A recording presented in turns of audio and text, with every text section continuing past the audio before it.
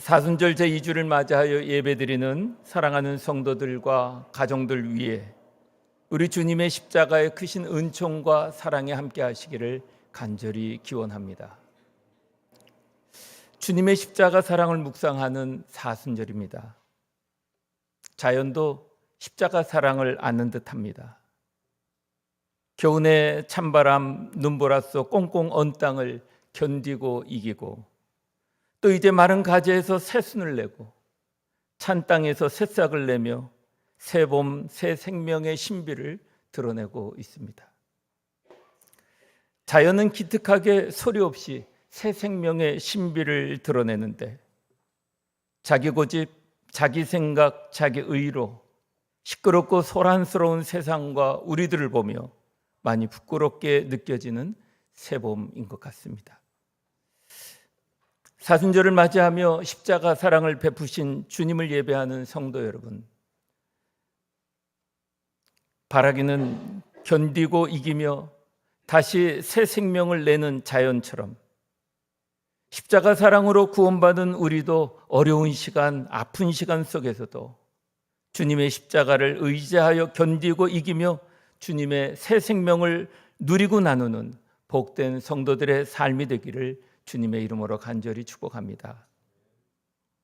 저는 오늘 말씀을 준비하면서 최선을 다하는 에스라의 삶과 그를 도우시는 하나님의 손을 상고하면서 더불어 영국의 정치가로 노예제 폐지를 위해 평생을 헌신한 윌리엄 윌버퍼스가 생각이 났습니다. 그는 신앙을 바탕으로 사회 정의를 실현하려 했던 정치가였습니다. 특별히 그는 노예제 폐지를 위해 헌신하게 되었는데 그 일을 헌신하는 동안 그는 끊임없는 반대를 부딪히게 되었습니다. 그러나 끊임없는 반대와 어려움 속에서도 그는 포기하지 아니했고 강한 반대에도 불구하고 마침내 법안을 통과시키게 되었습니다.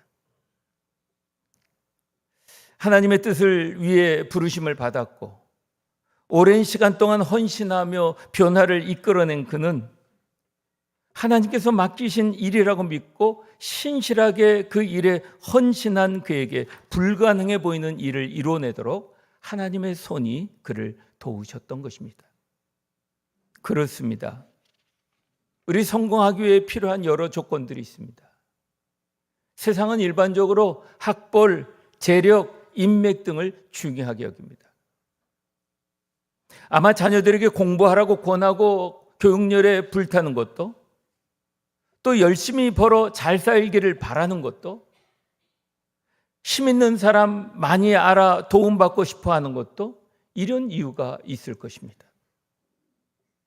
그러나 잠언 지혜자는 잠언 16장 9절에 이렇게 고백합니다.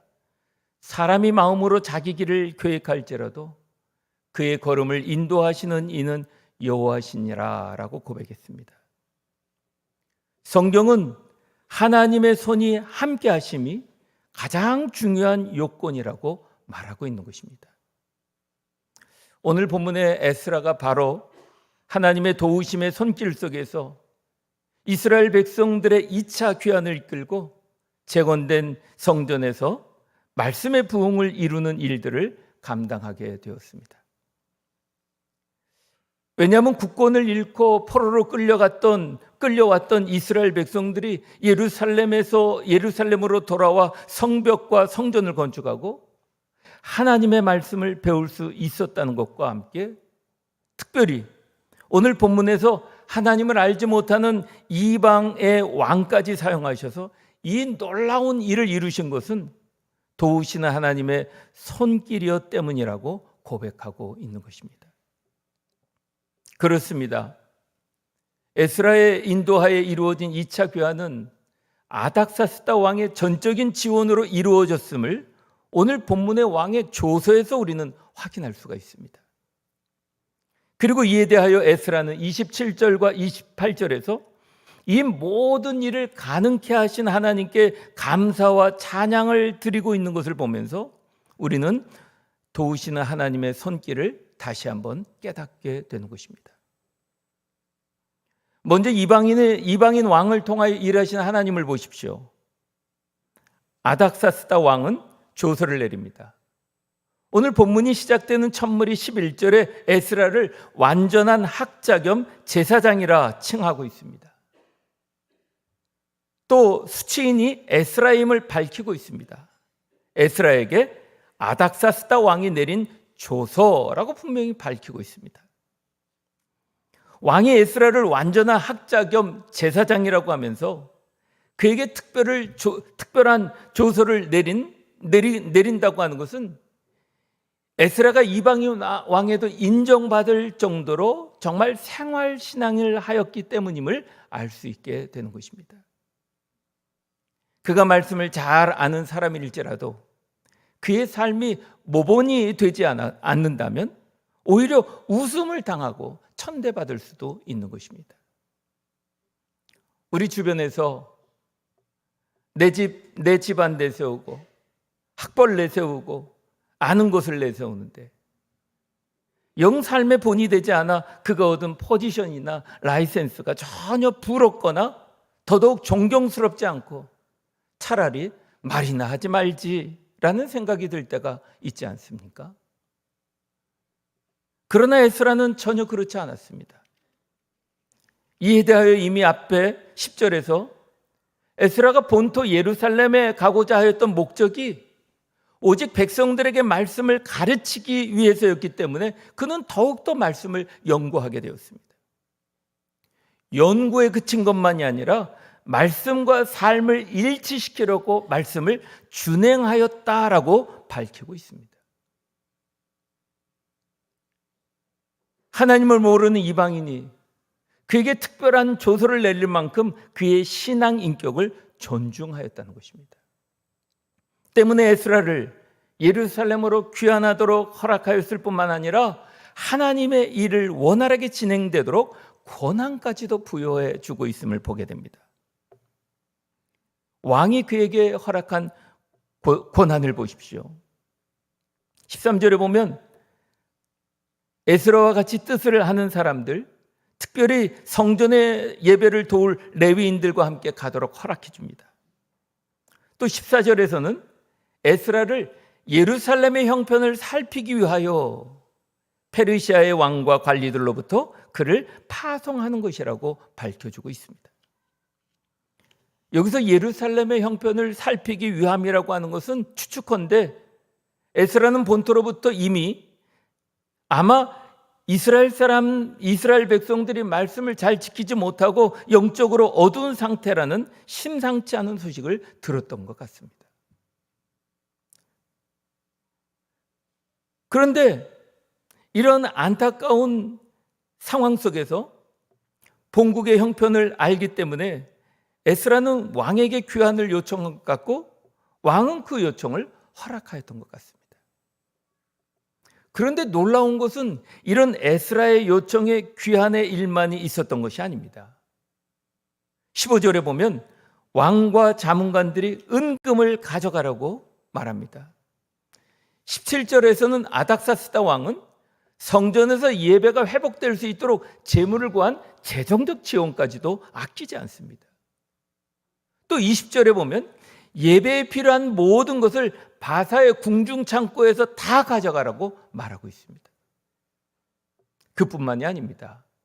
21절에서는 예루살렘에 무사히 도착할 때까지 필요한 것들을 유브라데스 강 건너편 창고지기에게 조서를 내려서 모든 것을 공급하도록 조치를 내려줍니다. 공급받도록 하였던 왕의 조처에 언급되는 것들은 은, 밀, 포도주, 기름, 그리고 제한 없이 제공하도록 소금까지도 가져가도록 합니다. 이 모든 제공은 다 제사를 위한 조처였던 것입니다. 특별히 소금은 이 소자와 번제를 위해 제물에 뿌렸던 것입니다. 민수기 18장 19절과 역대하 13장 5절에서 찾을 수 있듯이 하나님과 이스라엘 백성과의 언약을 순결하게 체결하게 하고 유지되어야 한다는 의미에서 소금 언약이라고 불리우고도 있던 것입니다. 우리는 이 지점에서 깨닫게 되는 것이 있습니다. 하나님은 신앙을 온전히 회복하고자 헌신하는 자를 위하여 모든 필요를 공급하시는 하나님이시다라고 하는 것입니다. 그렇습니다. 예루살렘으로 돌아와 구하려면 시간도 많이 걸리고 구하기도 어려운 것들을 하나님은 바사왕을 통해 준비시키신 것입니다. 물론 바사왕이 이처럼 은금을 지원하며 선심을 쓰는 것은 피정복민을 회유함으로 정치적 소요를 막고자 하는 정치적인 일환이 있기도 합니다. 그리고 또 하나는 피정복민의 신으로부터 진노를 피하기 위한 목적이기도 하였습니다. 그러나 하나님이 이처럼 믿지 않는 자들을 통하여서도 하나님의 일을 이루신다는 것입니다. 신앙을 온전히 회복하고자 하는 자들을 도우시는 하나님의 손을 만나게 된다는 것입니다. 그런데 여기서 우리는 앞에서 성전 재건을 위해 조서를 내렸던 다리오 왕의 조서와 비교하여 볼 필요가 있다고 봅니다. 사실 스룹바벨과 함께 1차 귀환한 이들의 성전 재건을 할 때도 다리오 왕이 귀환을 위한 비용도 또 성전을 위한 비용도 재건된 성전을 유지하는 것도 다 예배에 필요한 재정 등을 모두 지원하도록 조서를 내려줬습니다. 그런데 아닥사스 왕의 조서에서 왕의 지원이 추가되는 사항이 있었다는 것입니다. 그것은 25절에 백성들에게 율법을 가르치게 하는 것이었습니다. 율법을 가르쳐야 하는 이유는 강 저편에 있는 백성들을 재판하고 율법을 모르는 자들을 가르치기 위해서라고 하는 것입니다. 물론 이런 조서를 내린 것도 6절에서 알 수 있듯이 에스라의 요청에 의한 것입니다. 이 같은 왕의 조서로 에스라는 외적으로는 재정 지원을 그리고 내적으로는 신앙 성숙을 도모하게 하시는 도우신 하나님의 손, 하나님의 도우심의 은혜를 경험하게 되었던 것입니다. 특별히 왕의 조서에서 하나님의 성전이라고 하는 말이 16절과 17절, 19절과 20절, 25절부터 26절에 7번이나 등장합니다. 성전에서 예배 드려질 예배의 중요성을 이방 왕도 강조하고 있는 것입니다. 또 12절, 14절, 21절, 25절 등에서도 율법을 아는 것의 중요성을 반복하여 선언하면서 율법에 따라 재판하게 하라고 명령하는 것은 말씀은 예배를 회복하고 사회 정의를 실현하게 되는 것임을 나타내 보여주고 있는 것입니다. 왕의 조서 속에 더 놀라운 일은 귀한 허가와 함께 이 조공과 관세가 1차 귀한 때는 걱정했던 것과는 달리 아닥사스 왕은 이스라엘 백성에게 모든 세금을 면제하는 것을 통해 하나님의 도우심이 실제적으로 어떻게 임하게 되었는지를 자세히 설명해 주고 있는 것입니다. 또 조서의 마지막 26절에서는 조서를 철저하게 지키지 않으면 처벌하겠다는 선포를 왕의 강력한 의지를 담아 드러내는 것을 통해서 하나님의 일을 이루어 가시는 하나님의 도우심을 만나게 되는 것입니다. 그렇습니다. 에스라는 이 조서를 통하여 법적 힘을 획득할 수 있었습니다. 그리고 에스라는 무엇보다도 이 법적 힘을 얻게 하신 분이 하나님이심을 알기에 28절, 27절과 28절에서 감격스러움으로 하나님께 감사와 찬양을 올려드리고 있는 것입니다. 하나님께서 얻은 은혜를 감사하며 하나님을 송축하는 에스라는 하나님을 우리 조상의 하나님 여호와라고 부르고 있습니다. 하나님과 자기 선조의 관계를 설명하면서 동시에 우리라고 하는 말을 통해 현재 그들과의 관계를 바로 세우고 있다고 하는 것을 보여주고 있는 것입니다. 그리고 하나님께서 이방 왕에게 하나님의 성전을 아름답게 할 뜻을 두셨다라고 합니다. 이것은 이미 재건된 성전이지만 왕의 조서를 통해 외적으로는 성전이 잘 유지되고 내적으로는 성전에서 하나님의 말씀이 선포되고 삶이 회복되어 성장하고 성숙할 수 있는 변화를 이방 왕 아닥사스다 왕을 통하여 주셨다라고 말하고 있는 것입니다. 그리하여 에스라는 28절에 나로 그의 보좌관들 앞과 왕의 권세 있는 모든 방백의 앞에서 은혜를 얻게 하셨다라고 고백하는 것입니다. 그렇습니다. 사실 이방 왕을 비롯한 모든 이들은 이스라엘 자손에게 잠재적 적대자들이었습니다. 그러나 하나님은 그들에게 당신의 권능의 성을 통하여 은혜를 얻게 하신 것입니다. 에스라는 아닥사스다 왕과 그의 무리들을 보고 있지만 동시에 그들 위에 계시는 하나님의 인도하심과 섭리를 함께 보고 있는 것입니다. 그리고 하나님의 선한 일을 이루시는 분이 하나님이심을 서슴없이 고백하고 찬양하고 있는 것입니다. 말씀을 연구하고 준행하며 은혜를 깊이 경험한 사람 에스라는 세상에 그의 힘의 원천이 아니라 위에 계신 하나님으로부터 힘을 얻는 사람이요 하나님의 손을 의지하며 백성들을 이끌었던 지도자였습니다. 저는 이 본문의 말씀을 준비하면서 부족한 제게 하나님의 말씀을 맡기시고 주님의 양무리를 맡기신 그 은혜를 헤아리며 무겁고 넘치는 감사를 고백하게 하셨습니다.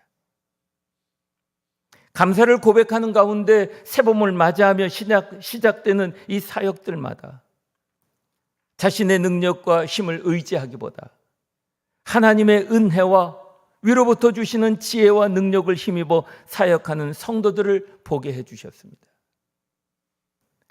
무엇보다 죄를 감당하면서 문제를 만났을 때도 문제가 어렵고 부정적인 상황일지라도 그 문제와 상황을 통하여 일하시는 하나님이심을 신뢰하며 하나님께 나아가야 할 방향을 묻고 듣고 순종하며 먼저 스스로를 바꾸고 새롭게 해가며 영적 발돋움을 하는 모습을 보게 해 주셨습니다. 또 다른 이들을 섬기며 더불어 함께 사역을 위해 자신의 생각과 감정과 의지를 내려놓고 공동체성을 회복하며 교회를 세우시는 하나님의 손길도 보게 해 주셨습니다. 무엇보다 주님의 몸된 교회의 머리 대신 주님을 주목하면서 사람에게 초점을 맞추기보다 상황과 사람을 움직이시는 하나님의 섭리와 손을 의지해 가며 성숙해 가는 지체들로 우리를 일으켜 주시는 하나님의 손길을 보게 해 주셨습니다. 성도 여러분, 하나님은 오늘 에스라를 통해 영적 성장과 성숙을 소망하며 일어서는 우리에게 말씀을 깨닫고 그 말씀대로 살아가며 그 은혜를 고백하고 나누는 하나님의 자녀로 그리스도의 제자로 서가자고 우리에게 당신의 손을 내미십니다. 그 손을 붙잡고 일어날 때 우리도 모든 이들에게 존중받으며 하나님께 영광 돌리는 삶을 살도록 우리를 일으켜 세워 일하실 것입니다. 사랑하는 성도 여러분, 에스라처럼 신실하게 주의 말씀을 따라 살아가는 믿음의 삶이 있는 교회와 성도로 도우신 하나님의 손을 경험하고 고백하는 삶이 되시기를 주님의 이름으로 간절히 축복합니다. 나라와 가정, 교회와 가정, 나라와 민족, 또 이웃과 구원받아야 할 영혼들을 향한 간절한 기도와 헌신과 섬김의 삶을 통해 에스라처럼 도우신 하나님의 손을 만나고 고백하는 교회와 성도들의 삶이 되시기를 간절히 축복합니다. 이 귀한 삶을 통하여 주님의 몸된 교회가 진정한 부흥이 이루어지고 하나님의 허락하신 가정에 신앙의 회복과 축복이 가득하고 나라와 민족, 이웃과 열방 세계 속의 깃발처럼 여호와 샴마의 하나님의 이름을 펄럭이게 하는 교회와 성도들로 일어나게 되시기를 우리 주 예수 그리스도의 이름으로 간절히 축원합니다. 아멘.